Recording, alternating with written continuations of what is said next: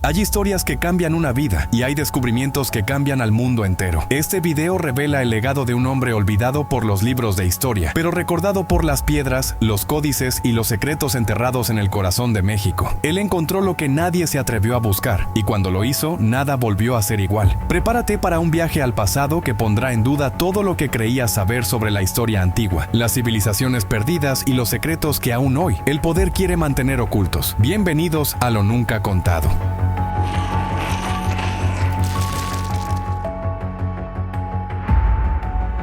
Detrás de uno de los descubrimientos más polémicos del siglo XX, no hubo una gran institución ni un equipo científico multimillonario. Hubo un solo hombre, un buscador incansable, un explorador del alma y de la tierra. Su nombre fue Guillermo Niven. Nacido en Escocia en el año 1850, Niven emigró a Estados Unidos siendo muy joven. Al principio no parecía diferente a cualquier otro hombre común, sin título universitario, sin recursos, sin padrinos académicos, pero tenía algo que lo hacía único, una obsesión por descubrir lo que estaba oculto a simple vista. Primero trabajó como geólogo, buscando minerales en el suroeste norteamericano, pero algo más profundo lo llamaba. Un impulso inexplicable lo empujaba hacia el sur, hacia México. Allí encontró su destino y también los secretos que cambiarían su vida. A finales del siglo XIX, cuando casi nadie hablaba de arqueología mexicana más allá de los mayas y los aztecas, Niven caminaba por selvas, escarbaba con sus propias manos entre piedras milenarias y hablaba con ancianos que conservaban relatos orales de tiempos olvidados. No buscaba fama, no buscaba oro,